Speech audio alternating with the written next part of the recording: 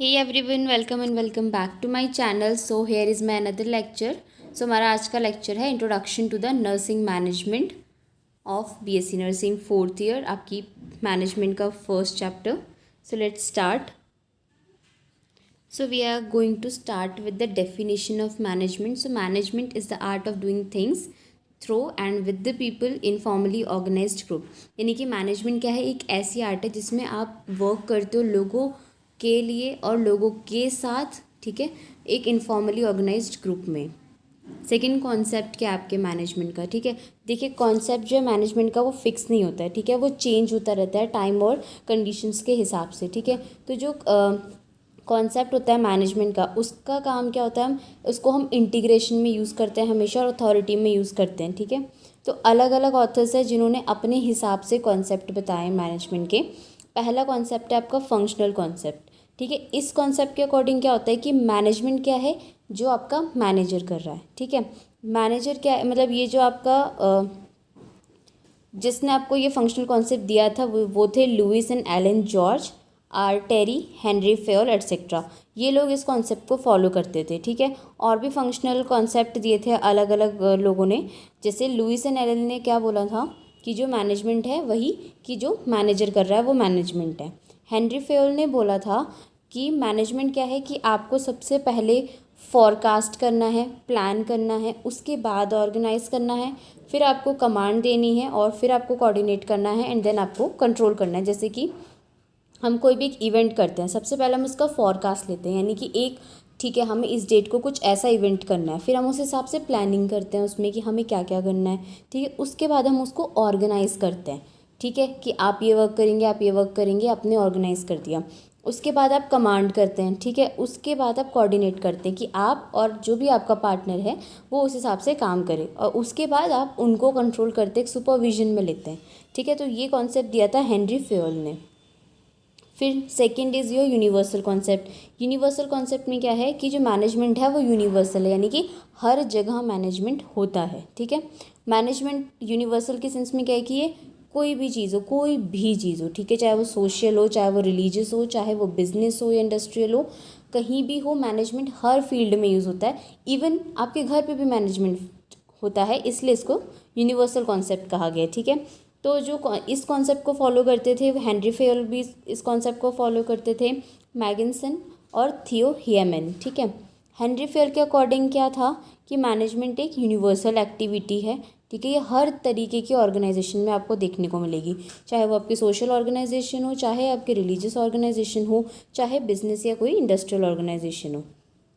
फिर है मैगिसन. मैगिनसन ने क्या बोला कि मैनेजमेंट जो है एक मैनेजमेंट है, चाहे वो लिस्बन में हो, यानी कि कहीं भी हो, किसी भी एरिया में, लिस्बन इज़ अ प्लेस, ठीक है, या लंदन में हो रहा है या लॉस एंजलिस में हो रहा है, चाहे कहीं भी कुछ भी हो रहा है, मैनेजमेंट तो मैनेजमेंट ही है, ठीक है. देन आपका नेचर आता है एडमिनिस्ट्रेशन का.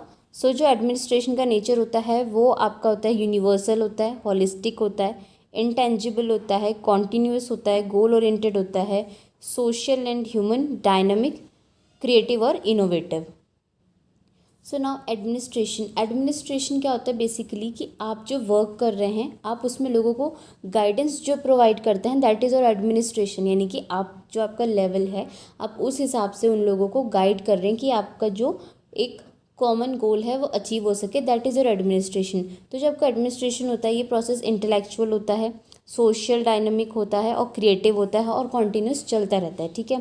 तो इसके कुछ फीचर्स होते हैं. पहला यूनिवर्सल ये कि जो भी एडमिनिस्ट्रेशन के बेसिक एलिमेंट्स हैं, यानी कि प्लानिंग हो गया, ऑर्गेनाइजिंग हो गया, स्टाफिंग हो गया, डायरेक्टिंग हो गया, कोऑर्डिनेटिंग हो गया, रिपोर्टिंग हो गया, बजटिंग हो गया, ये आपके हर फील्ड में यूज़ होते हैं. अगर आपका कोई भी गोल आपको अचीव करना है तो आपको ये ही सारे फैक्टर्स, आप कह सकते हैं टर्म्स, आपको यूज़ करनी होती हैं. सेकेंड इट इज़ हॉलिस्टिक क्या कि इसमें सारी एक्टिविटीज़ आती है ऑर्गेनाइजेशन की, ठीक है. Holistic means all over care, ठीक है. तो फिर आता है इंटेंजिबल मीन्स कि आप इसको कहीं भी ट्रांसफ़र नहीं कर सकते. हर एक ऑर्गेनाइजेशन का अपना एक एडमिनिस्ट्रेटिव स्टाइल होता है, ठीक है. हर तरीके के सब जगह के अपने रूल्स एंड रेगुलेशंस होते हैं. जैसे किसी स्कूल के अलग रूल्स है, किसी स्कूल के अलग हैं, तो आप उसको ट्रांसफ़र नहीं कर सकते कि वहाँ ऐसा हो रहा है तो यहाँ पे चीज़ अप्लाई हो, ठीक है. फिर कॉन्टीन्यूस और ऑनगोइंग रहते हैं, कभी स्टॉप नहीं होता है. क्योंकि जहाँ एडमिनिस्ट्रेशन रुक जाएगा वहाँ एक्टिविटीज़ नहीं होंगी, आपका कोई भी गोल अचीव नहीं हो पाएगा। गोल ओरिएंटेड क्यों होता है? क्योंकि आपकी जो भी एक्टिविटीज़ होती है एडमिनिस्ट्रेशन में वो रिलेटेड टू गोल्स होती है, फॉर्मल होती है, इनफॉर्मल नहीं होती हैं। मतलब कुछ भी वर्क है वो बिना किसी गोल के आप कुछ भी नहीं करोगे, इसलिए। देन सोशल और human, it is social and human, यानी कि जो यूजुअली आपका एडमिनिस्ट्रेशन होता है उसमें बहुत सारे लोग होते हैं, ठीक है। वो लोग मिल करके एक ऑब्जेक्टिव उनको दिया जाता है, वो उसको अचीव करते हैं, ठीक है। जैसे आप किसी कंपनी में ले रहे हैं, ठीक है, कंपनी में जो इतने सारे वर्कर्स एम्प्लॉयज़ वर्क कर रहे हैं वो क्यों कर रहे हैं? क्योंकि उनका एक ऑब्जेक्टिव है, क्या? क्योंकि कंपनी को एक हायर पोजीशन पे लेके जाना, तो इसलिए वो उस पर वर्क कर रहे हैं सब के सब, ठीक है। फिर उनका आपस में सोशल कनेक्शन, सोशल में आपके लोग आ गए। ह्यूमन ऐसे कि पर्सनल, पर पर्सन काम कर रहा है, उनका इंटरपर्सनल कॉन्टैक्ट हो रहा है, इंट्रापर्सनल हो रहा है, तो आपको उसमें उन लोगों को वो भी मेंटेन करना है। इट इज़ डायनेमिक यानी कि फ्लेक्सिबल, एडेप्टेबल और एडजस्टेबल है। यानी कि अगर कोई ऐसा नहीं है ना कि अगर आप किसी एम्प्लॉय को रख रहे हो और वो अगर उसकी तबीयत ख़राब हो रही है तो आप रिजिड हो कि नहीं है तुम्हें काम करना है, नहीं। आप वहाँ पे थोड़ा फ्लेक्सिबल हो सकते हो, आप उसे ऑफ दे सकते हो, तो ये इस हिसाब से फ्लेक्सिबल होता है, ठीक है। कभी कभी ऐसा होता है कि कुछ एम्प्लॉयज़ होते हैं जिनकी वर्किंग कैपेसिटी कुछ अलग होती है, तरीका अलग होता है, आप उस हिसाब से भी अडेप्ट करते हो, आप रिजिड नहीं रह सकते। फिर क्रिएटिव और इनोवेटिव, यानी कि एडमिनिस्ट्रेशन क्या है? इनोवेशन है। हर चीज़ कभी कभी न्यू आती है क्योंकि इतने सारे लोग काम कर रहे होते हैं उसमें, तो हर किसी की इंडिविजुअल एबिलिटीज़ अलग होती है, तो हर पर्सन क्रिएटिव होता है, इस वजह से इसमें आपको क्रिएशन और इनोवेशन देखने को मिलती है। देन फंक्शंस, एलिमेंट्स और कंपोनेंट ऑफ एडमिनिस्ट्रेशन, ठीक है। तो जो आपके प्रोफेसर ल्यूथर ग्युलिक थे, उन्होंने आपके एडमिनिस्ट्रेशन के कंपोनेंट्स दिए थे, जिसको उन्होंने दिया था पोस्ट कॉब, ठीक है।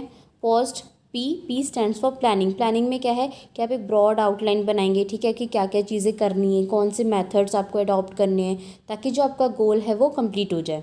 ओ मीन्स ऑर्गेनाइजिंग। ऑर्गेनाइजिंग में क्या होता है कि आप फॉर्मलाइज्ड एक स्ट्रक्चर फॉर्म करते हैं, ठीक है, अथॉरिटीज़ का, जिसकी वजह से क्या होगा, आपका वर्क डिवाइड होगा और सब डिवाइड होगा, उस हिसाब से अरेंज होता है ताकि आपके गोल्स अचीव हो सकें।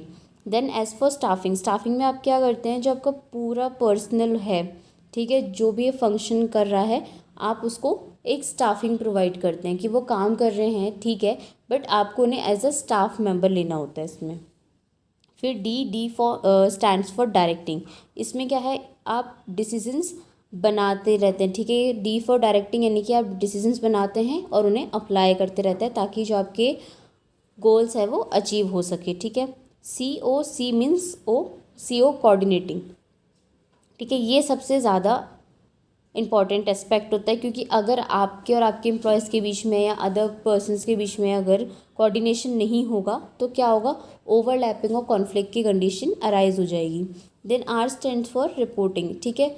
ये ज़रूरी होता है क्योंकि कुछ भी काम हो रहा है, अगर जो आपका हायर एग्जीक्यूटिव है उसे रिपोर्ट नहीं जाएगी तो आपको भी पता नहीं चलेगा कि काम कहाँ तक पहुँचा, क्या करना है क्या नहीं करना है, इसलिए रिपोर्टिंग इज़ इम्पॉर्टेंट, ठीक है। इसी हिसाब से आपके रिकॉर्ड्स वगैरह मेंटेन रहते हैं इसमें आप, ठीक है।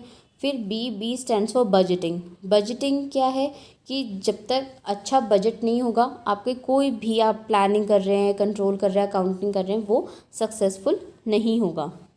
सो एडमिनिस्ट्रेशन के प्रिंसिपल्स होते हैं आपके, सबसे पहला है division of labour, then authority, responsibility and accommodation, then discipline, then unity of command, unity of direction, subordination, remuneration of personnel और centralization, scalar chain of command, order, equity, stability of texture of personnel, initiative, aspiratic corps, ठीक है। तो देखिए जो administration के principal है, Henry Fayol ने 14 principal दिए थे। पहला प्रिंसिपल था डिवीजन ऑफ लेबर, ठीक है, कि इसमें ये क्या है कि कोई भी जो एडमिनिस्ट्रेशन है या कोई भी मैनेजर है वो अपनी एक्टिविटीज़ अकेले तो परफॉर्म नहीं कर सकता, तो उसको क्या करना है, वो अपनी अलग अलग एक्टिविटीज़ को अलग अलग लोगों में डिवाइड करना है, जिसको कि जब वो लोग ग्रुप में करेंगे तो आपका गोल अचीव होगा। Second is authority, responsibility and accountability. इसमें क्या है कि अगर एक पर्सन को कोई भी काम करना है, ठीक है, अपनी क्वालिफिकेशन और एक्सपीरियंस के अकॉर्डिंग, तो उसको क्या है, उसको एक अथॉरिटी दी जानी चाहिए, ठीक है, उसको रिस्पॉन्सिबिलिटी होनी चाहिए। इसकी वजह से क्या होगा, वो अकाउंटेबिलिटी होगा। अकाउंटेबिलिटी मीन्स कि जो वो एक्शन कर रहा है उसके लिए वो खुद रिस्पॉन्सिबल होगा।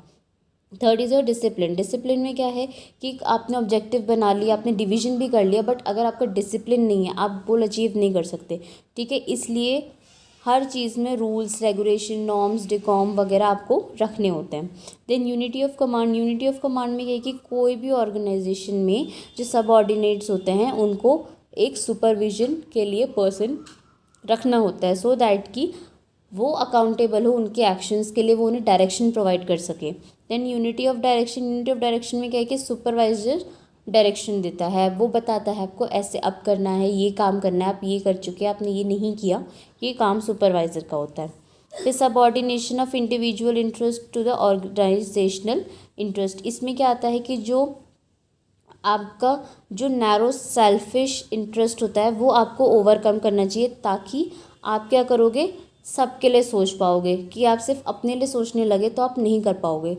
इसका एग्जांपल है कलेक्टिव बार्गेनिंग। कलेक्टिव बार्गेनिंग ये कि एक कंडीशन में मैं सिर्फ अपने लिए कर रही हूँ, ठीक है, बट कलेक्टिव बार्गेनिंग में क्या है कि मैं अपने पूरे ऑर्गेनाइजेशन को सोच करके बार्गेनिंग कर रही हूँ। Then remuneration of the personal. इसमें क्या है कि आपको एक फेयर पॉलिसी रखनी है पेमेंट की। क्यों? क्योंकि पर्सन आपके लिए अगर फेयरली वर्क कर रहा है तो आपको उसको फेयरली पेमेंट देना है, ताकि वो अपने जॉब से जस्टिफाई हो सके, ठीक है। और आपको वर्कलोड जैसी problems, work hazard, efficiency, quality, ये सारी चीज़ें ना आए फेस करने के लिए।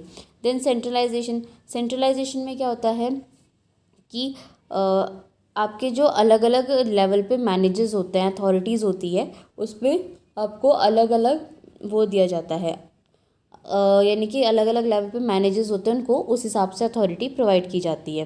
Then scalar chain of command. Scalar chain of command में क्या है कि आपका जो कमांड जाएगी वो टॉप लेवल से लो लेवल पे जाएगी, हायरार्की फॉलो करेगी।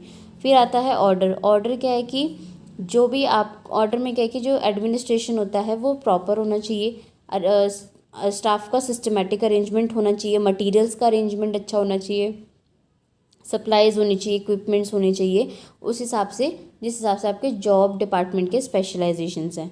Then equity. इक्विटी में क्या होता है कि एडमिनिस्ट्रेशन में क्या है कि आपको सबको प्रॉपरली ट्रीट करना है, सबको रिस्पेक्ट से ट्रीट करना है, ठीक है। Stability of texture of personal, यानी कि जो ऑर्गेनाइजेशन है उसको प्रॉपर एफर्ट्स रखने हैं, ताकि वो जो आपके पर्सनल हैं, यानी जो पर्सन आपके काम कर रहे हैं, उनके एफर्ट्स में स्टेबिलिटी और कॉन्टीन्यूटी रहे, ठीक है। इस वजह से क्या है कि आपको सिक्योरिटी मिले, ठीक है, प्रोडक्शन आपका बढ़ेगा। Then initiative. इनिशिएटिव में क्या है कि तो इसमें क्या है कि जो एडमिनिस्ट्रेशन है वो हमेशा एनकरेजिंग होना चाहिए, ठीक है, कि हर एक एम्प्लॉय जो है वो अपना इनिशिएटिव जब ले रहा है तो वो उसको करने दें उस चीज़ को। एस्पिरिटिक ऑप्स। एस्पिरिटिक ऑप्स में क्या है कि ये आपका सेंस ऑफ बिलोंगिंग है, यानी कि इससे आपकी टीम स्पिरिट बढ़ती है। टीम स्पिरिट कैसे कि अगर पर्सन को लगेगा कि हाँ ठीक है मैं ये वर्क कर रहा हूँ, ये मेरी बिलोंगिंगनेस है, ये मेरा वर्क है, तो आपकी टीम स्पिरिट आएगी, तो आपका वर्क अच्छे से होगा। Then role of a nurse as a manager. Manager के तौर पे नर्स का क्या रोल है? एक लीडरशिप, एजुकेटर, ऑर्गेनाइज़र, ठीक है, डायरेक्टर है, coordinator, recorder, counsellor, supervisor, elevator and controller. So thank you guys, hope you all like the video. So don't forget to like, subscribe and share my channel and keep watching.